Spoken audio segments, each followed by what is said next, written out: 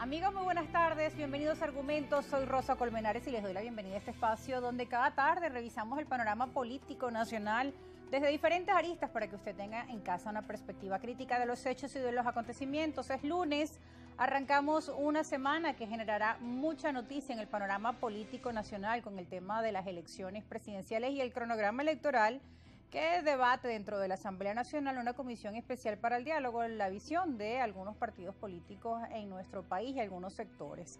Sobre este y otros temas estaremos hablando en nuestra edición de hoy de Argumentos. Les recordamos de inmediato nuestras cuentas en redes sociales para que participe, @argumentosgb en Instagram, @argumentos_gb en la red social X. Les presento a mi invitado de inmediato, el doctor Eduardo Fernández. Como lo veían en la publicidad desde muy temprano, nos acompaña nuevamente en nuestros estudios, un dirigente político de larga trayectoria y presidente del Centro de Políticas Públicas y FEDEC. Muchas gracias por estar con nosotros, doctor Muchas gracias, Eduardo. Rosa, por la invitación. Muy agradecido. Aquí estamos a tus órdenes. Bueno, y gracias a usted por estar con nosotros. Durante estos últimos días, su nombre también ha estado sonando mucho por parte de algunos analistas políticos en todo este escenario de previo a la elección presidencial. Año 2024, año de elecciones presidenciales. Dentro de la oposición, evidentemente, la candidatura de María Corina Machado por el tema de la inhabilitación, pues está allí con su punto flojo. ¿Cuál será el plan B de este grupo político de la oposición? Entre tanto, otros partidos buscan la fórmula de buscar consensos, aliados, y su nombre pues también ha salido, ¿no?, a relucir. ¿Qué piensa usted sobre esto, doctor Eduardo Fernández? Porque entiendo que no era su pensado en principio. Creo que lo más importante es entender lo que usted acaba de decir muy elocuentemente. Este es un año electoral. El último año electoral para cambiar el presidente fue hace 6 años. Y la oposición cometió el error de llamar a la abstención. Con la abstención se le regaló al presidente Maduro 6 años más, porque él no ganó las últimas elecciones presidenciales. Quedó de segundo.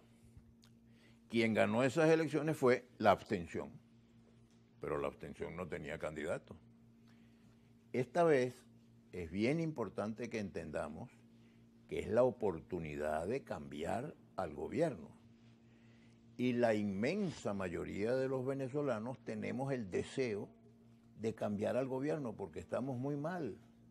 Quisiéramos tener un gobierno nuevo, un presidente nuevo, que empiece a recomponer a Venezuela. Eso lo podemos lograr si votamos. Pero además, yo creo que es muy importante convocar a la unión de los venezolanos.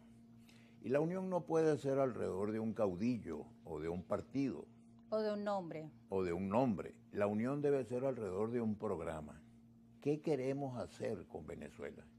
Ahora, cuando menciona lo del programa, conozco, pues ustedes han presentado los 5 puntos de un plan para nuestro país, Venezuela, pero también en medio de todo este proceso con el tema de los nombres, como usted decía, no deberíamos estar en torno a un nombre, pero hay un buen grupo de la oposición que gira en torno a ese nombre y que ese nombre se mantenga hasta el final. Pero bueno, mañana conoceremos cuál será esa fecha de la elección presidencial. Entre tanto está la inhabilitación. Son 2 factores que tendrían que considerar, pero todo aquel que ha dicho es hora de que pensemos en otros nombres es también calificado o etiquetado por el otro sector como colaboracionista, como alacrán, así como cualquier otra propuesta. Yo creo varias cosas en relación con este tema. Primero, María Corina efectivamente es hoy día la candidata de la mayoría de los venezolanos que queremos un cambio. Hubo una primaria, yo no estuve nunca muy de acuerdo con la primaria porque me parecía que podía conducirnos a lo que tenemos en este momento. Pero en todo caso la primaria se hizo con éxito. María Corina sacó una votación muy impresionante y la limita en su actividad una medida absolutamente arbitraria, que es la inhabilitación. No puede ser, Rosa, no puede ser que a un ciudadano se le limiten sus derechos ciudadanos, sus derechos políticos, a través de una medida administrativa de un funcionario de la Contraloría. No, para tomar una medida de esta naturaleza tendría que haber habido un juicio con derecho al debido proceso y con derecho a la defensa. Creo que todos tenemos que hacer todo lo posible porque se levante esta medida de inhabilitación que afecta en este momento a dos figuras muy importantes de la oposición, Enrique Capriles por una parte y a María Corina Machado por otra parte. Ojalá tengamos éxito, ojalá se levante esa medida para que la elección sea absolutamente transparente. En todo caso, hay también un objetivo muy importante, que es amanecer el año 2025 con un nuevo presidente y con un nuevo gobierno. Si a María Corina la habilitan, probablemente será candidata y ciertamente tiene una opción muy grande de ser elegida presidente. Bueno, amaneceríamos en esa situación. De lo contrario, habrá que inventar algo. Y la recomendación que yo hago es que debemos construir un gran consenso alrededor de, primero, el cambio. Hay que producir el cambio político, hay que tener un nuevo gobierno, porque si este gobierno fuera reelegido, la situación crítica que vivimos los venezolanos no solamente es que no se va a resolver, sino que se va a agravar.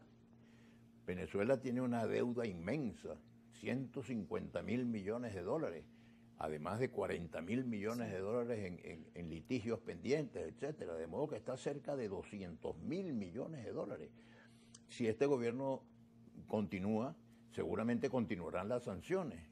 Una de las cosas buenas de cambiar al gobierno es que nos vamos a liberar de las sanciones, que no es que las sanciones son la causa de los problemas, pero son la causa de haberse agravado los problemas.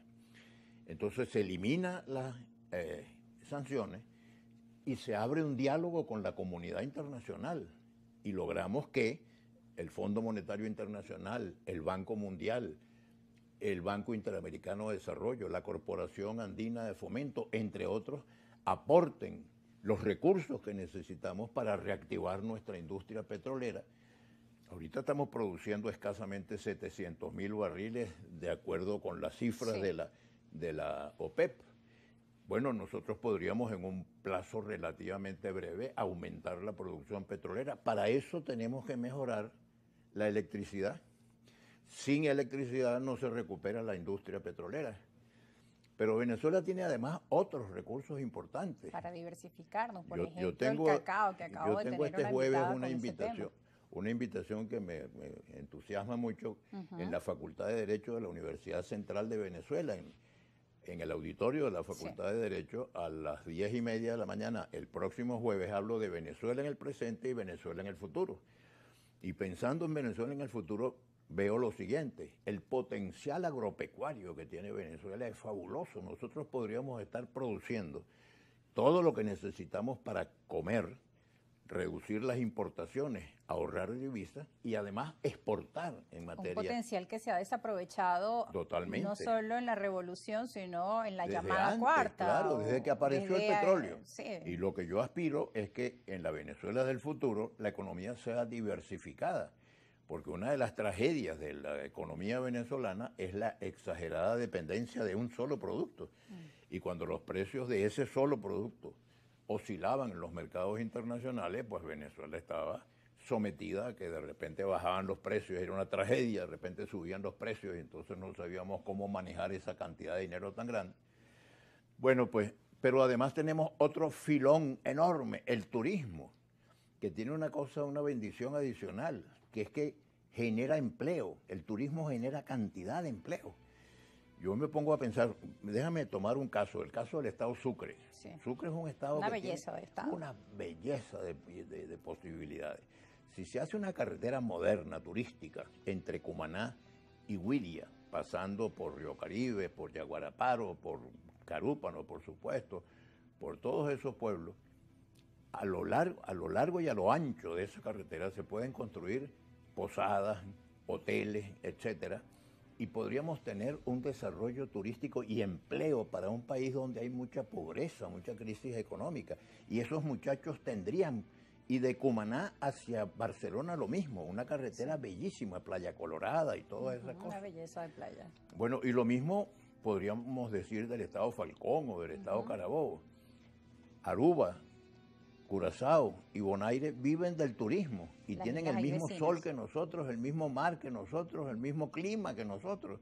Nosotros le ganamos porque somos un país continental. Entonces, podríamos desarrollar la industria turística y eso nos daría muchas divisas y mucho empleo, que es la manera de luchar contra la pobreza. En Venezuela, hoy día, 8 de cada 10 venezolanos están viviendo en situación de pobreza, con ingresos precarios, que no tienen con qué hacer la compra del mercado para la alimentación de la familia. Esos problemas los podemos resolver en un ambiente de armonía, de entendimiento, de unidad. Hemos perdido mucho tiempo en los últimos 25 años en una peleadera inútil, insultos de aquí para allá y insultos de allá para acá. Y que todavía continúan, Y que incluso todavía- dentro del y seno de la tenemos que misma superar oposición. eso. Doctor Eduardo, tenemos que irnos a una Vamos, pausa. Al regreso vamos a la- seguiremos conversando. En este segmento nos hacía un resumen de algunas de pues las otras opciones que Venezuela pues debería estar en estos momentos pensando en trabajar, como el sector agropecuario, el sector turístico. Así Bueno, es. nosotros vamos a la pausa. Al regreso seguiremos conversando sobre este y otros temas. Parte de las propuestas que han planteado desde el IFED, que ellos tienen una propuesta de 5 puntos, y seguiremos hablando otros de los elementos que están presentes en la dinámica política nacional. No se aparten, que ya regresamos en Argumentos, la importancia de escucharnos aquí por Globovisión.